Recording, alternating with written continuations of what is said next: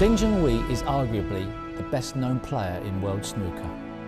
Hugely popular in China as well as in his adopted UK home, his success has helped change the game into a global brand. He began playing in Yixing when he was 9 years old. By the time he was 15, he had won the World Under-21 Championship, the youngest ever player to do so. A year later, in 2003, the 16-year-old turned professional. In 2005, he won his first ranking tournament when he beat me in the final of the China Open. Later that year, I faced him in the UK Championship final. He won 10-6, becoming the first player born outside the UK to win the title.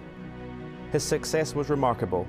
He was away from home, unable to communicate with most of his peers, and just 18 years old. In 2007 came what seemed a pivotal moment. At the Masters, Ding made a 147 in the first round, the youngest player ever to do so on TV. But then in the final, facing both Ronnie O'Sullivan and a highly partisan London crowd, he dissolved in tears. That crisis marked a new beginning, not an end to Ding's career. He won the UK title again in 2009 and in 2011 returned to the scene of his meltdown to win the Masters. And his success has continued.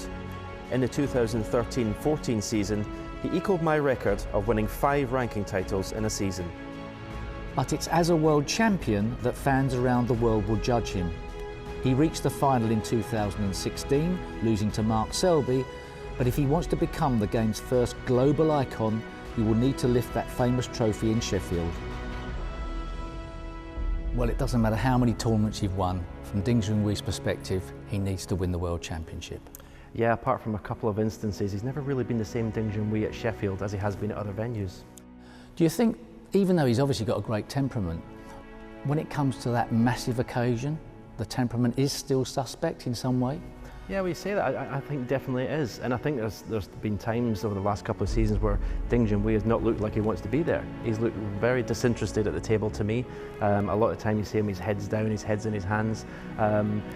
In snooker, he's the biggest earner in our sport. Obviously, he's massive in China, so is he making too much money?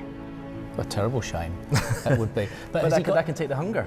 Has he got the internal drive he needs? Because sometimes it doesn't seem to be on his face that he's got that, but of course that may just be how he looks. Sometimes it doesn't seem like when he loses, he's hurting enough.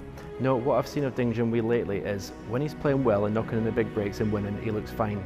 But is he up for the battle? If someone gives him a punch, can he take it?